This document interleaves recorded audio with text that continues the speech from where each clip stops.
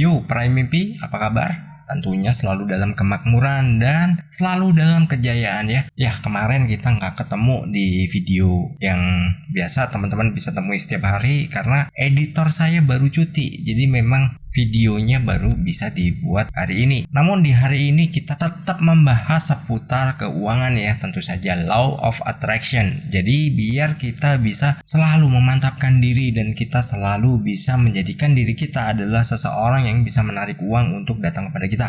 Dan semua itu bisa dilakukan berdasarkan dari apa yang kita tanamkan pada pikiran kita. Kita tanamkan pada apa yang menjadi target hidup kita. Itu semua tidak akan berguna bila kita memiliki rasa pesimis dan kita nggak pernah yakin akan kemampuan dari diri kita sendiri. Tentu saja, yang namanya Law of Attraction itu juga butuh tindakan, jadi butuh action. Bukan hanya sekedar kita udah afirmasi terus kita udah melakukan visualisasi, setelah itu ya sudah, kita udah mendapatkan semuanya. Tapi itu bisa kita lakukan dengan diimbangi dengan action, jadi dengan tindakan. Nah, di video kali ini kita pengen membahas uang itu juga bisa bercanda. Nah, gimana sih uang bisa bercanda? Bukan hanya kita yang berinteraksi dengan orang lain, tapi uang itu juga bisa bercanda dengan kita. Karena apa? Ya sesuai mood dia. Apa yang sudah kita tanamkan ke dia, apa yang sudah kita perlakukan ke dia, bisa aja dia marah juga,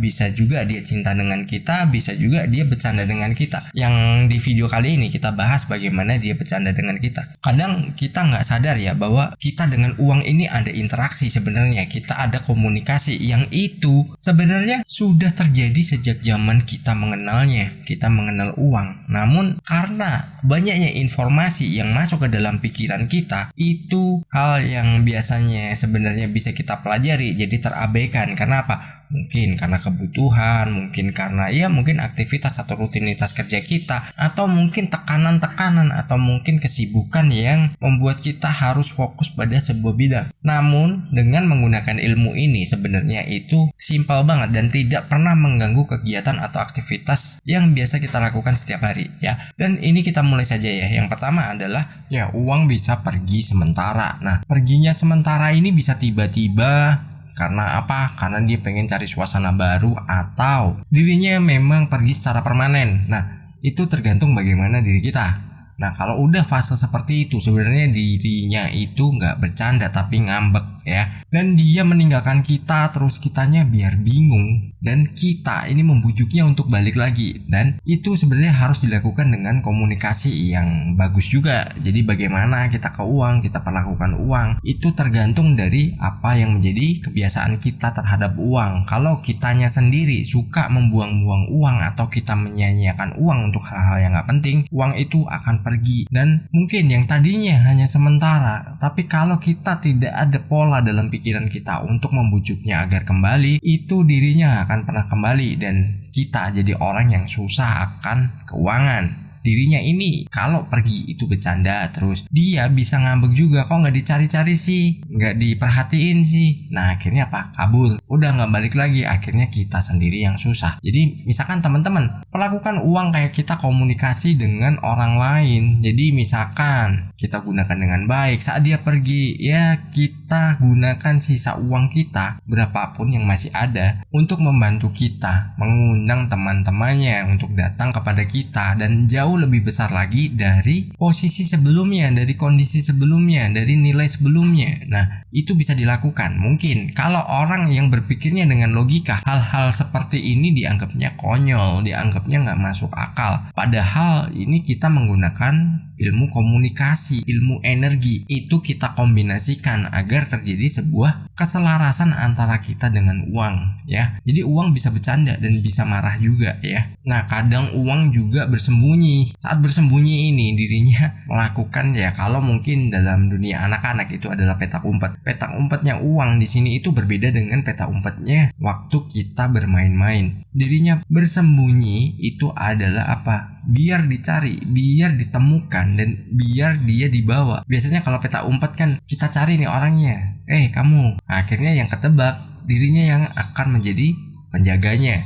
Nah begitu juga dengan uang. Misalkan kamu ketemu kan, nah Yuk ikut tempatmu di sini. Aturan mainnya aja yang beda, tapi kita harus lakukan itu bener-bener tulus dari hati kita, dari perasaan kita. Karena kalau kita nggak totalitas dari perasaan kita, maka ya itu hanya sekedar kita mungkin berangan-angan, atau kita hanya mengandalkan sesuatu yang palsu ya. Kita punya harapan tapi kita nggak mau berusaha, ya itu omong kosong. Apapun usahanya, sekarang ini zamannya udah era modern, nggak harus kita mungkin untuk meraih uang itu harus bekerja dalam bentuk fisik biar dilihat orang ini bekerja di mana, entah jadi apa, atau kita berdagang apa. Tapi sekarang apapun bisa kita jadikan sebuah pekerjaan. Karena apa? Eranya udah era maju, eranya era modern, dan itu bisa menjadikan kita jauh lebih maju lagi dibanding dengan beberapa tahun sebelumnya. Mungkin ya 20 tahun zaman dulu sama sekarang ini udah beda eranya ya. Dari situ kita harus cermat dan kita harus cerdik dalam mengambil setiap peluang. Jadi ambil peluangnya dan kita eksekusi. Nah, lalu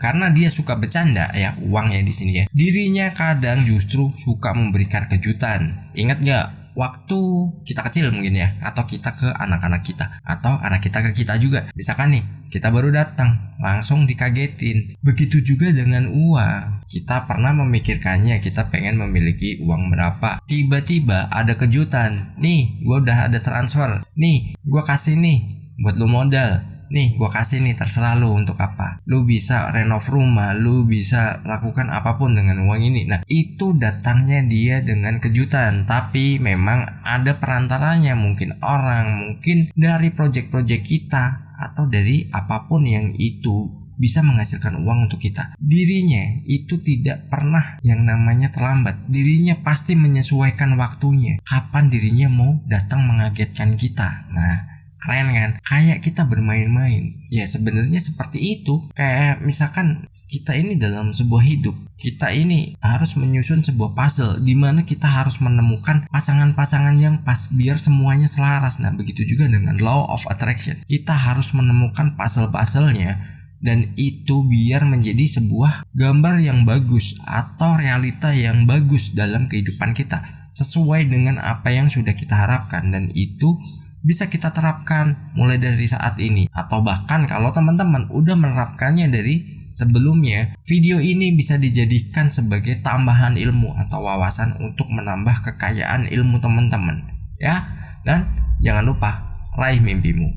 Bye bye.